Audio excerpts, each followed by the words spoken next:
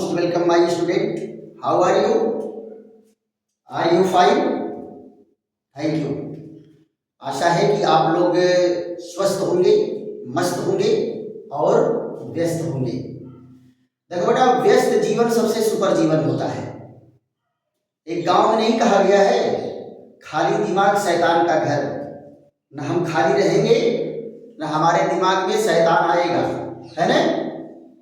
देखो बेटा, डेविड जे स्वार्ट्ज की लिखी हुई लाइन है कि हमारा मस्तिष्क एक उपजाऊ खेत के समान है।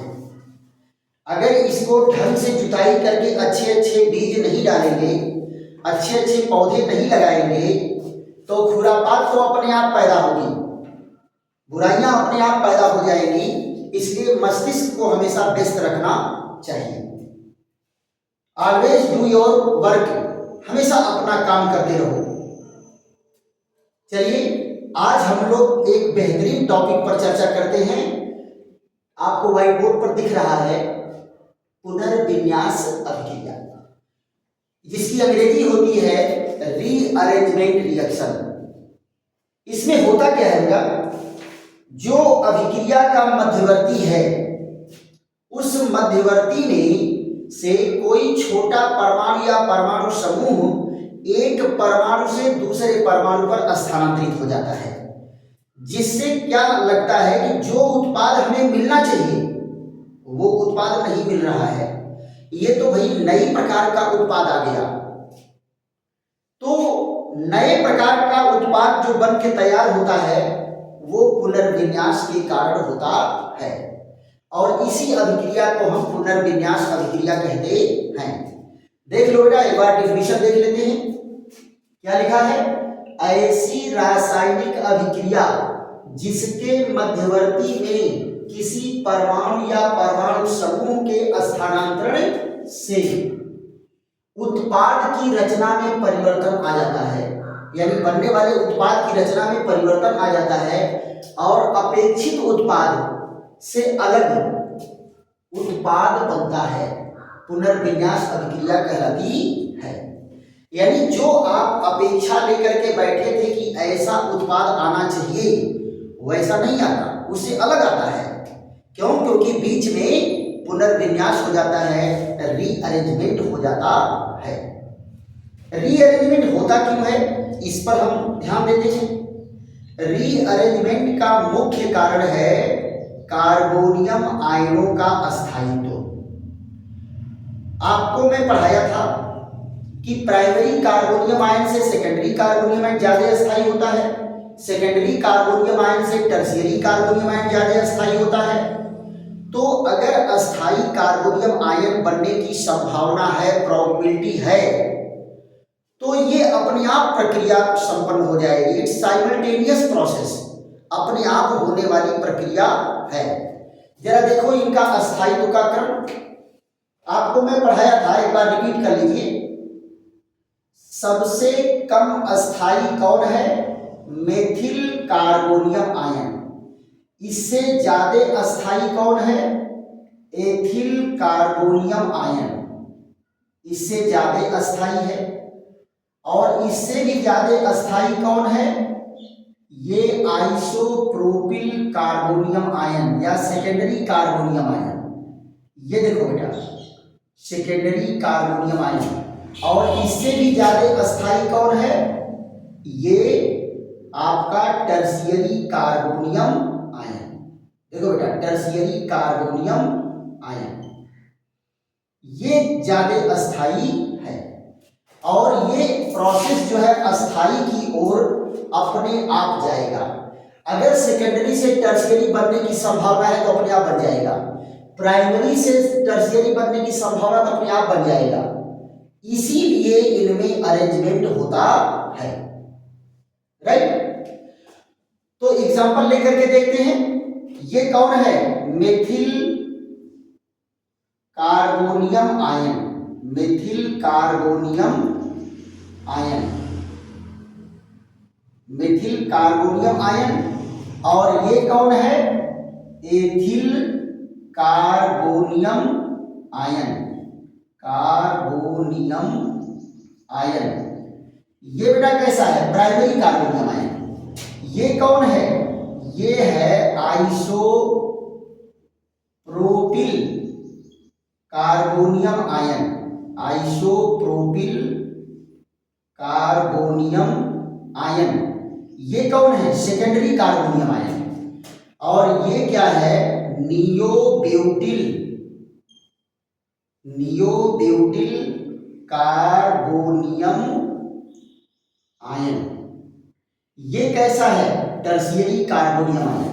ये सेकेंडरी कार्बोनियम आयन, ये प्राइमरी कार्बोनियम आयन।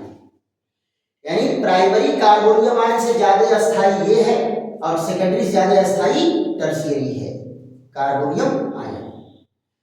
ये हमारा ऑर्डर है। अब इनको आप लोग स्क्रीनशॉट ले लीजिए, उसके बाद एक एक एग्जांपल लेकर के आपको समझाते हैं। यहां सबसे पहले हम लोग कार्बोनियम आयनों के अस्थायित्व पर चर्चा करेंगे कि कार्बोनियम आयनों में कैसे पुनर्विन्यास होता है। तो यहां देखो, पहला क्या है, कार्बोनियम आयनों में पुनर्विन्यास, कार्बोनियम आयनों में पुनर्विन्यास, rearrangement reaction in carbonium ion. Clear? जरा देख लेते हैं कार्बोनियम आयन में अस्थायित्व कैसे होता है। यहां देखो, पहला एग्जांपल CH3 और CH3, एक H यहां है और CH पॉजिटिव चार्ज और CH3। देखो बेटा, ये कार्बोनियम आयन कैसा है, ये कार्बोनियम आयन सेकेंडरी है। सेकेंडरी मतलब क्या है, जिस कार्बन पर धन आवेश है उससे दो एल्किल ग्रुप जुड़े हुए हैं, तो ये कैसा है, सेकेंडरी है ना। अब सेकेंडरी से ज्यादा अस्थाई कौन होता है, टर्शियरी। अगर टर्शियरी बनने की संभावना है तो ये अपने आप प्रक्रिया होगी। कैसे संभावना है, जरा यहां देखो, ये क्या करता है कि ये हाइड्रोजन परमाणु को इस बॉन्ड के साथ उखाड़ के यहां ला करके एडजस्ट कर लेता है। और इसकी रचना कैसे हो जाती है, CH3 और यहां CH3, ये क्या हो गया, CH, एक H आकर के यहां लग गया और CH3। अब देखो धनावेश कहां आ गया, यहां। अब ये कार्बोनियम आयन कैसा बन गया, टर्शियरी, एक एल्किल, दो एल्किल, तीन एल्किल, तो ये कैसा बन गया, टर्शियरी कार्बोनियम आयन। तो प्राइमरी से टर्शियरी बन गया तो ये अपने आप होगा क्योंकि ये ज्यादा अस्थाई है इससे।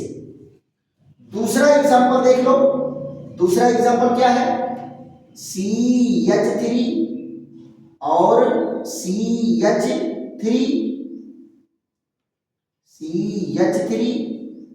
CH3 और CH पॉजिटिव चार्ज और CH3। देखो बेटा, ये भी कैसा कार्बोनियम आयन है, सेकेंडरी कार्बोनियम आयन है, सेकेंडरी कार्बोनियम आयन। अब ये टर्शियरी बनने के लिए क्या करेगा, मेथिल को उठा के यहां लेकर के चलाएगा, तो ये क्या हो जाता है, CH3 और CH3। यहां देखो CH, एक CH3 यहां आ गया और ये पहले से था। अब जरा बताओ, ये टर्शियरी कार्बोनियम आयन बन गया कि नहीं बन गया, टर्शियरी कार्बोनियम आयन बन गया। तो सेकेंडरी से ज्यादा अस्थाई कौन है, टर्शियरी, इसलिए सेकेंडरी से टर्शियरी अपने आप बनेगा। इसी तरह से एक एग्जांपल और है, जरा उसको देख लेते हैं। ऐसे अगर फेनिल ग्रुप लग जाए, फेनिल ग्रुप लग जाए तो क्या होगा, ये देखो फेनिल ग्रुप लग गया, ये C है यहाँ H, यहाँ H, और ये CH3 और CH3। देखो बेटा ये पॉजिटिव चार्ज है, लेकिन यहां पर कौन है, यहां पर प्रेरणिक प्रभाव द्वारा ये अस्थायी हो रहा है। कैसा है कार्बोनियम आयन? टर्शियरी है। आप कहोगे कि सर टर्शियरी से भी ज्यादा कौन अस्थायी होता है क्या? बिल्कुल, प्रेरणिक प्रभाव से ज्यादा प्रभाव मेसोमेरिक का होता है। तो अगर कहीं से मेसोमेरिक की संभावना होगी तो वहां ये भाग करके जाएगा। तो आप जरा देखो, टर्शियरी तो यहां है ही है, लेकिन इससे ज्यादा अस्थायी ये वाला हो जाएगा सेकेंडरी। क्यों? क्योंकि जैसे ही धनावेश यहां आएगा तुरंत ये रिंग पर मेसोमेरिक प्रभाव डालने लगेगा। तो ये क्या करता है, हाइड्रोजन को यहां ले आकर के रख देगा और ये बन जाएगा, इस तरह से रचना आ जाती है। अब देखो बेंजीन रिंग में ये CH पॉजिटिव चार्ज और ये क्या हो गया, CH और CH3 और CH3। देखो तो यहां क्या हुआ, ये बना तो सेकेंडरी, लेकिन मेसोमेरिक प्रभाव के कारण इसका अस्थायित्व ज्यादा हो जाता है। तो क्या कहेंगे, फेनिल समूह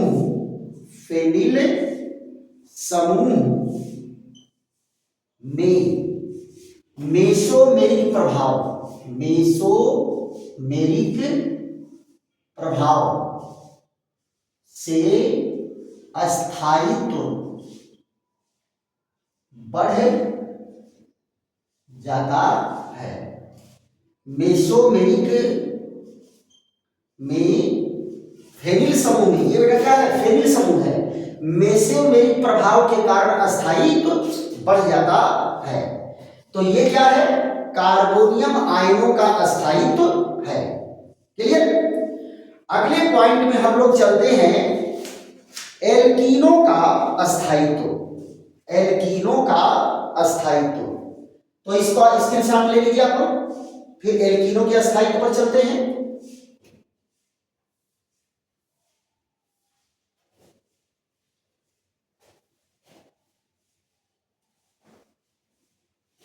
एल्कीनों का अस्थायित्व, देखो बेटा एल्कीनों में अस्थायित्व क्या आता है, अम्लीय माध्यम में आता है। ये प्रबल अम्लीय माध्यम रहेगा तो इनमें अस्थायित्व आ जाता है। दूसरा है एल्कीनो में अस्थायित्व,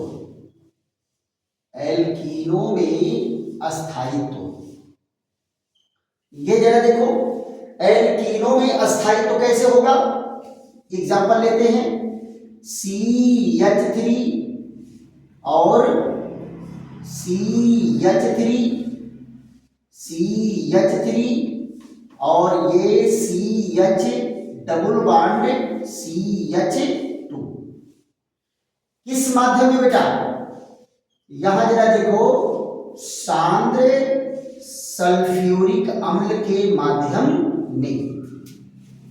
आप जरा देखो सल्फ्यूरिक अम्ल आयनित होकर के क्या देगा, H2SO4 आयनित होकर के H पॉजिटिव देगा और क्या बनाएगा, HSO4 निगेटिव।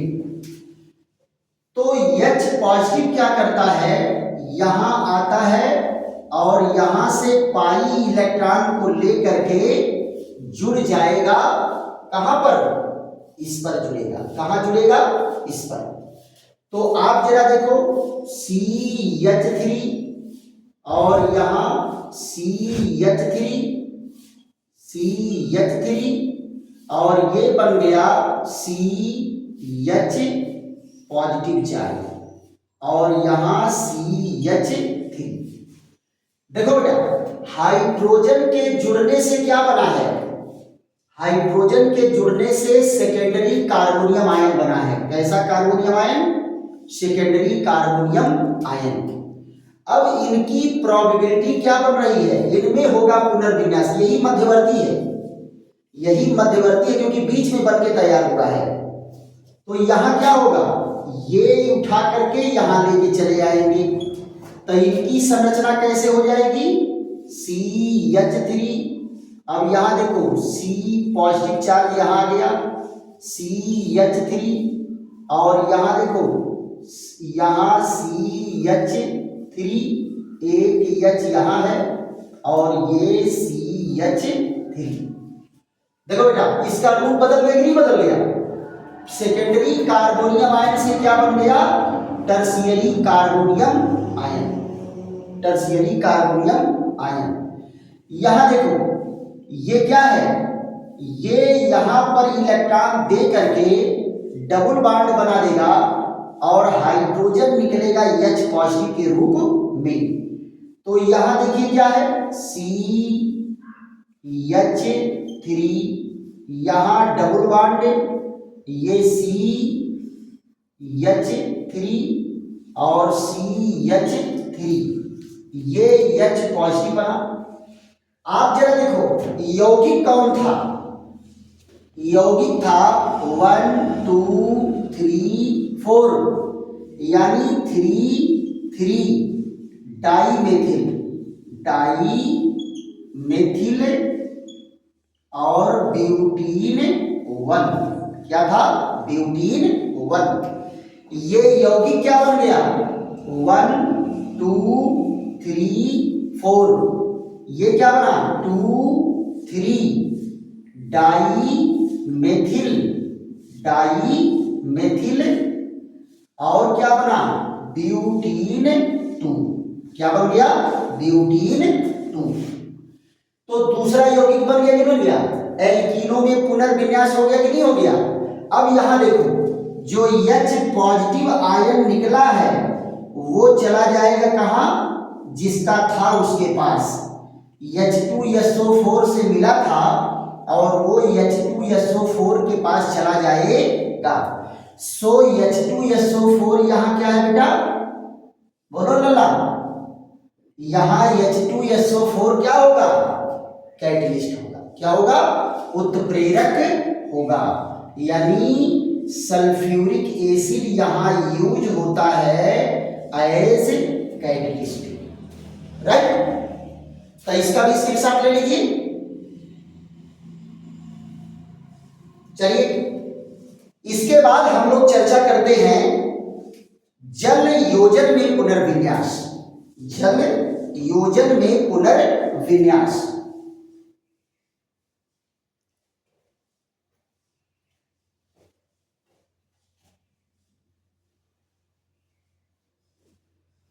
जल योजन में पुनर्विन्यास। देखो बेटा, इसमें क्या होगा? अम्लीय माध्यम में जल के अणु जुड़ते हैं। कौन जुड़ता है? Water molecule. तो कहने का मतलब है कि अगर एल्कीनो में जल जुड़ता है, वाटर मॉलिक्यूल्स ऐड होता है, तो एल्कोहल बनता है। क्या बनता है? एल्कोहल। यहां भी आप सोचोगे कि जो एल्कोहल बनना चाहिए वो तो बन में नहीं गया, एल्कोहल दूसरे प्रकार का बन गया। तो यहां जरा देखो इनके एग्जाम्पल क्या है? एल्कीनो का जल योजन, एल्कीनो का जल योजन, एल्कीनो का जल योजन। यहां भी देखो कौन सा एल्कीन है? ये CH3 और CH3, CH3 और CH डबल बॉन्ड CH2। यहां देखो तनु सल्फ्यूरिक अम्ल, यहां कौन आएगा? तनु सल्फ्यूरिक अम्ल के माध्यम में नियर अबाउट कितना होता है? 20%। 20% का यूज करते हैं और इसमें जल योजन होता है, जल का अणु जुड़ता है। लेकिन जल का अणु जुड़ने के पहले क्या होगा? पहले आप जानते हो कि सल्फ्यूरिक अम्ल आयनिक होकर के क्या देता है, H पॉजिटिव और HSO4 नेगेटिव। तो यहां देखो H पॉजिटिव आता है तो पाई इलेक्ट्रॉन लेकर के ये जुड़ जाएगा CH3 और यहां CH3, ये CH3 और CH, यहां पर CH3 क्या गया, पॉजिटिव चार्ज, क्या गया, पॉजिटिव चार्ज। अब ये कैसा कार्बोनियम आयन है, सेकेंडरी कार्बोनियम आयन है। ये पुनर्विन्यासित होकर के क्या बना देगा, टर्शियरी कार्बोनियम आयन। यहां देखिए CH3 और यहां आ गया धनावेश CH3, यहां देखो ये H है और ये CH3, ये CH3। अब आप जरा यहां ध्यान दो कि ये कैसा कार्बोनियम आयन बना, टर्शियरी कार्बोनियम आयन बना। अब जल का अणु देखो आ रहा है, कौन आ रहा है, H2O। पानी के अणु के पास ऑक्सीजन पर दो जोड़ा लोन पेयर है नहीं, दो जोड़ा लोन पेयर है। ये इलेक्ट्रॉन इनको दे करके इससे जुड़ जाएगा तो क्या बन गया, CH3 और यहां CH3 और ये CH, एक CH3 यहां है और एक CH3 यहां है। अब यहां देखो ऑक्सीजन का अणु जुड़ा तो एक जोड़ा इलेक्ट्रॉन दे करके तो ऑक्सीजन पर कैसा आवेश आ जाएगा, धनावेश। ऑक्सीजन पर कैसा आवेश आ गया, धनावेश, क्योंकि इलेक्ट्रॉन दिया है और आपको बताया गया जो इलेक्ट्रॉन देगा उस पर धनावेश आएगा। अब ये ऑक्सीजन का धन आवेश उदासीन होने के लिए क्या करेगा, इस ऑक्सीजन हाइड्रोजन के बांड को ले लेता है और हाइड्रोजन निकलता है कैसे, H पॉजिटिव के रूप में। तो इस यौगिक की रचना इस तरह से हो गई, यहां देखो COH, यहां CH3 और ये CH3 और CH3।